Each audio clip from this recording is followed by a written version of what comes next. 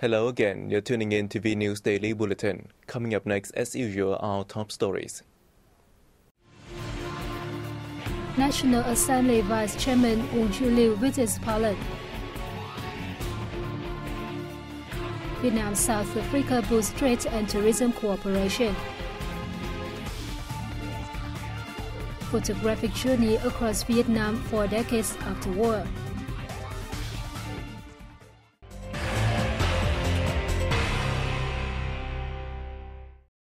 The Ministry of Public Security hosted a ceremony in Hanoi on June 24th to celebrate the 70th traditional day of the People's Security Academy. State President Chen Đại-quang attended the event, among others. Speaking at the ceremony, President Chen Đại-quang urged the People's Security Academy to outstandingly perform its forecasting and strategic consulting role for the Ministry of Public Security, in order to help the party and state issue sound guidelines and policies on security, safety, socio-economic development, and foreign affairs. He cited multiple threats to national sovereignty, interest, and security in the context of unexpected developments in the region and the world at large. Against the background, the Academy was requested to take more active part in protecting the party's ideology, guidelines, and policies, and enhancing public trust in the party, state, People's Police Force, as well as the reform process Vietnam is pursuing. The President asked the Academy to double its efforts to become a high-quality and prestigious training scientific research center at home, gearing towards higher prestige in the region and the world. Along with revamping its teaching and learning methods, the school should step up international cooperation with well-known universities and national security research centers of other ASEAN members and developing countries worldwide. On this occasion, the Academy was awarded a military exploit order, first class, for its great achievements. Vice Chairman of the National Assembly Wu Chu-liu is on a working visit to Poland from June 20th to 25th, during which he met with leaders of the host country. Our reporters will bring more details. At the meetings with Deputy Marshal of the Lower House Małgorzata Kidawa-Błąska, Deputy Marshal of the Senate Adam Bielan, Chairman of the Sejm's Foreign Affairs Committee Grzegorz Dina, and Deputy Chairman of the Senate's Foreign and European Union Affairs Ryszard Major, Liu affirmed that the Vietnamese State, National Assembly and people attach importance to maintaining and developing the multifaceted cooperation with Poland. Liu and Polish parliament leaders agreed that Vietnam and Poland have seen fine developments in bilateral relations over the past years, especially in trade and investment. He asked Poland to maintain support for intensifying Vietnam-EU relations, including the early ratification of the EU-Vietnam Free Trade Agreement and encouraging the EU to soon recognize Vietnam's market economy status.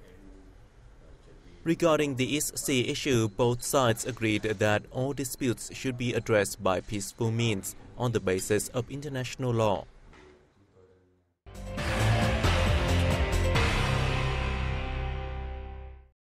A forum promoting trade and tourism cooperation between Vietnam and South Africa has taken place in the South African Economic Hub of Johannesburg, drawing the participation of 100 local and 12 Hanoi-based businesses.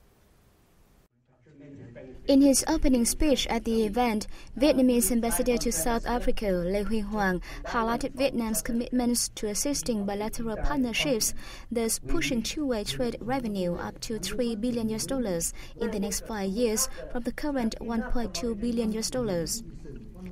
Jan de Ya Marshall, a representative from the South Africa Trade and Industry Ministry, said the two countries' affiliation have progressed well, with the third meeting of their Joint Trade Committee earlier this June having submitted specific measures to stimulate import, export, mining and investment. She said South Africa welcomes Vietnamese investors to enter its market. The forum focused on policy questions and answers as well as partnership discussions. Hanoi's companies introduced their products, receiving significant interest and good evaluation from their South African peers. Viet-built International Expo 2016 kicked off in Ho Chi Minh City on June 24th, drawing the participation of more than 800 businesses, including 160 foreign enterprises operating in the fields of construction, architecture, real estate, and finance. The foreign enterprises came from 27 countries and territories across the world, such as the Republic of Korea, Germany, Japan, Thailand, and Denmark. The Viet-built International Expo will feature a wide range of activities, including the exhibition of products, seminars, business forums, and networking between domestic and foreign firms. In the context that the construction material and property markets are suffering from various difficulties and challenges, the Expo shows the great efforts and resolve of the participating companies. The Expo serves as a venue for constructors, architects, finance providers, and customers to study the latest products and seek partners. A recent survey conducted by the Vietnam Chamber of Commerce and Industry showed that the proportion of enterprises in Vietnam supporting the Trans-Pacific Partnership rose from 62% in 2014 to 72% in 2015. More details in the following report. The survey indicated that 78% out of some 1,000 respondent enterprises said they are aware of the trade deal, up from 68% in 2014. According to VCCI, the figures, which are on the rise, reflect the businesses are ready for the pact, at least in terms of the attitude. It is also reported that by the end of 2015, 70% of domestic enterprises showed understanding of the pact, lower than 86% of FDI companies from the TPP member states and 82% of those from the TPP outsiders. However, local firms expressed the strongest approval for the trade deal, with 73% of the respondents backing the accord, compared to 67% of the FDI companies from the TPP members and 65% of those from outside the pact. The TPP was concluded on October 5, 2015, after 7 years of negotiation between 12 countries. It was signed on February 4th this year and is in the process of being ratified by each member state. The ratification procedures will take about 2 years. Vietnam's consumer price index increased by 1.72% in the first half of 2016 as compared to the same period last year. More details coming up next. The General Statistics Office reported at a press briefing in Hanoi on June 24th that this month's CPI rose 0.46% over the previous month, 2.4% year-on-year, and 2.35% compared to December 2015. Increases were seen in 10 out of 11 goods and service groups, with transport posting the highest rise at 2.99%. It was followed by housing and construction materials, restaurant services, culture, entertainment and tourism, and alcohol and tobacco. Only the Post and Telecommunications Group saw a drop of 0.06%. During the month, gold prices reduced 0.01%, while the Vietnam Dong to US dollars exchange rate remained stable at 22,300 Vietnam Dong to $1 US. The office also reported that basic inflation in June was up faintly at 0.31% month-on-month and 1.88% year-on-year. The average increase in the first half of the year reached 1.8%. The GSO predicted that in July, CPI will continue growing slightly due to the upturn in prices of food, fuel, construction materials, water, and tourism.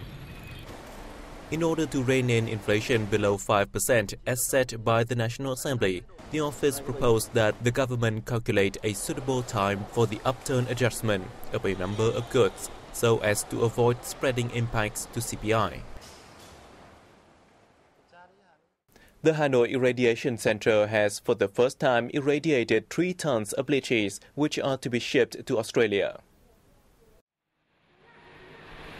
The center is expected to help lychee exporters save the transport costs and time rather than shipping lychees to the south for irradiation treatment.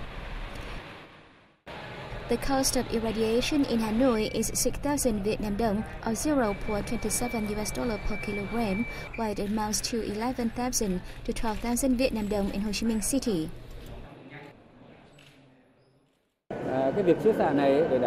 Irradiation is a safe technology that helps kill bacteria and microorganisms and keeps fruit fresh for longer periods. The centre, which got the official certification from Australia's Department of Agriculture and Water Resources on June 20th, is currently capable of irradiating 20 to 30 tons of fruits each day.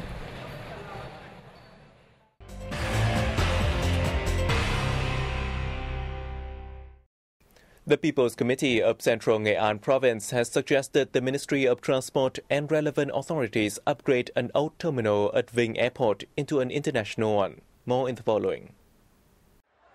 The current terminal at the Vinh Airport, which was designed to receive 3 million passengers a year, was put into operation last January. However, the terminal has only served 7 domestic flights from Vinh City to Hanoi, Ho Chi Minh City, Da Nang, Buôn Ma Thuột, Đà Lạt, Nha Trang, and Pleiku. To serve recently launched first international flights from Vinh City to Bangkok and vice versa, the Vinh Airport has taken advantage of a new temporary terminal, which was built in 2013 on an area of 800 square meters. Another international flight from Vinh City to Singapore was scheduled to operate by the end of this year, and one more flight from Vinh City to Japan would be launched next year. Total investments for the project was $54 million. The international travel mart Da Nang opened in the central coastal city on June 24th. We went along to take a look.